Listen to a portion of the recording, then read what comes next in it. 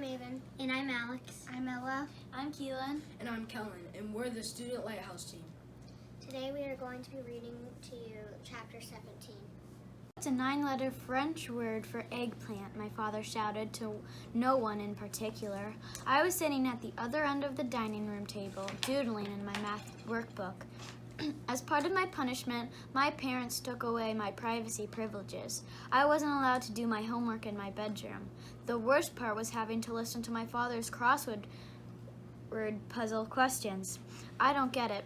What's the point of doing crossword puzzles if you have to ask everyone else for the answers? Emily walked out of her bedroom with Catherine on her shoulder. Her long tongue was darting in and out of her mouth. Catherine's tongue, that is, not Emily's. Has anyone seen Catherine's bag of dinner pellets? Emily asked. I put them in the cookie jar, honey, Mom called from the kitchen. Mom, I yelled, I ate those for my snack this afternoon. I thought they were one of your new healthy treats. Emily laughed. Catherine jiggled up and down on her shoulder. It's not funny, I said. Now I'll probably grow a long, disgusting iguana tongue. As I was rinsing my mouth out at the kitchen sink, the doorbell rang. I'll get it, I yelled. Remember to look through the peephole first, Mom reminded me. If I stand on my toes, I can just barely get my eye up to the peephole. I looked out but didn't see anyone. Who is it? I shouted through the door. It's us, Frankie whispered. Open up, Zip. I pressed my face up against the crack in the door. I'm grounded, I whispered back. You know I can't play. We're not here to see you, Frankie said. We're here to talk to your dad. I opened the door. Frankie and Ashley marched right by me, with Robert bringing up the rear. Good evening, Mr. Z, Frankie said, going right up to my father. We've come to discuss a very important business matter, added Ashley. My father looked up from his crossword puzzle. You kids aren't supposed to be here, he said. Hank is still grounded for another week. This matter can't wait, said Ashley. Dine, said Robert, looking at the newspaper in my father's hand. What's that supposed to mean? Snapped Frankie. It means eggplant in French, said Robert, pointing to the blank space on my father's crossword puzzle. 13 across. Aubergine. Sometimes you scare me, Frankie said to Robert. Come on, boys. Let's not forget why we're here, Ashley said. She turned to my father with her no-nonsense face on. Mr. Zipzer, as you know, Magic 3 has put on a contract with Papa Pete to put on a fantastical magic show. This weekend at McKelty Roll and Bowl, we've tried all week to build a special hat we need for a grand final, but our hats look like a couch. We're begging you, Mr. Z, said Frankie. We're pleading you. Free Hank. We can't build the hat without him. My father shook his head no. I'll help you with 43 down, Robert offered. Oh, I also happen to know 3 across. I'm afraid Hank has to learn his lesson, my father interrupted. There'll be another magic shows. He stood up, went to the front door, and held it open. You couldn't get as much more final, no, than that. Frankie, Ashley, and Robert left. My father closed the door and started back to his chair. The doorbell rang again. My father spun around and yanked the door open. Now listen, kids, he began. Then he The next thing I heard was him saying, "I'm sorry, can I help you?" I got up to see who was at the front door. "What is Mr. Rock doing here? Oh no, I bet I broke the drum and he's here to tell my parents." I hit myself on the forehead with my fist. Not hard, but like I do sometimes when I'm frustrated with myself. How could I have been so stupid? I hope I'm not interrupting your dinner, Mr. Rock said. I'm Donald Rock, the music teacher from PS 87. I was wondering if I could talk with you for a moment. My father opened the door wider and led Mr. Rock into the living room. I was surprised to see him. I had never had a teacher pop in before, but then again, Mr. Rock wasn't like the other teachers. What's he doing here?" Emily whispered to me. "You must have messed up big time." My mother came out of the kitchen drying her hands on a green checkered dish towel. She picked up a plate from the dinner room table and offered Mr. Rock a cracker with some of her new soy cheddar cheese spread. He popped it into his mouth before I had a chance to warn him. His lips stuck together when he tried to talk. "I had the pleasure of spending last week with your son during his detention," Mr. Rock began.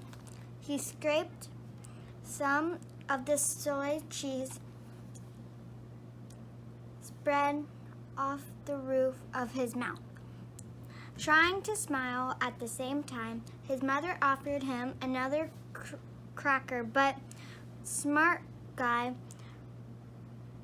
that he is, Mr. Rock said no thanks. I've had a lot of time to talk with Hank and observe him. I noticed that he is somewhat frustrated about his schoolwork," he said. "Very frustrated," my mother added. "Mr. and Mrs. Zipser, I believe Hank might benefit from being tested to see if he has any learning differences." Mr. Rock waited for an answer. "There's nothing wrong with Hank," my father said. "If he spent as much as time doing his schoolwork, he does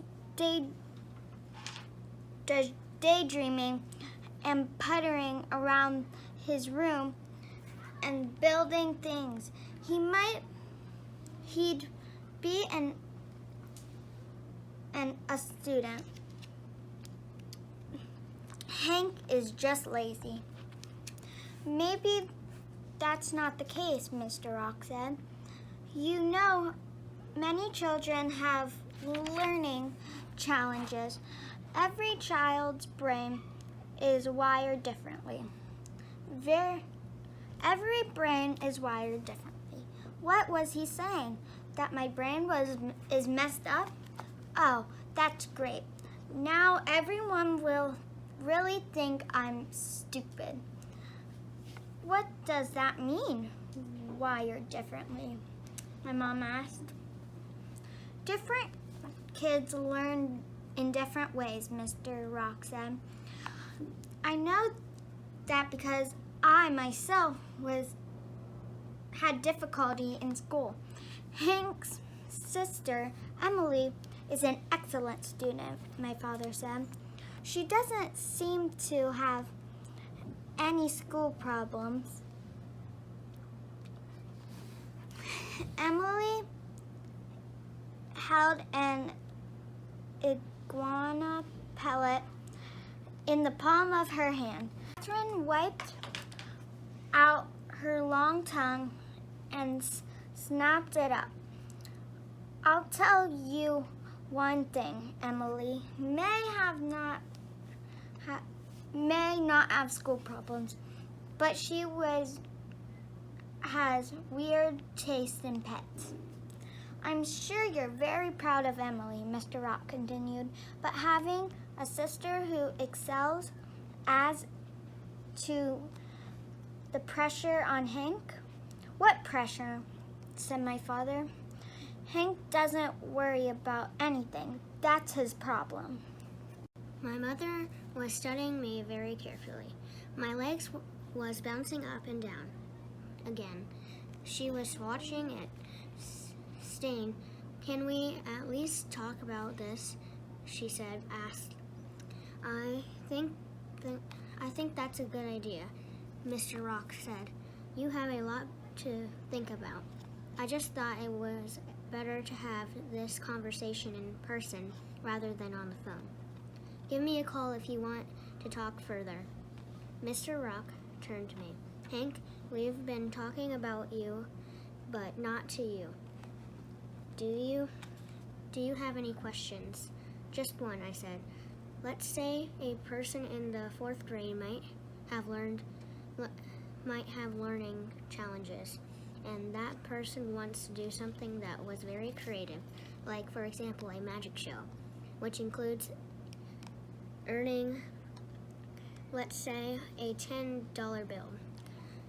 Don't you think that person should be allowed to do this because he tried so hard at everything? I think he should always be encouraged. Mr. Rock smiled. He stood up to go. He shook hands with everybody, including Catherine, so must have liked him too, because her tongue shot out and gave his hand a sticky lick. As soon as Mr. Rock was gone, I turned to my parents.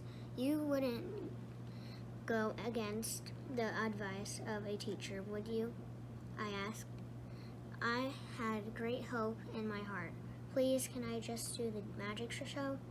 My mother and my father looked at each other for what seemed like a year and a half. We'll get back to you on this, my father finally answered.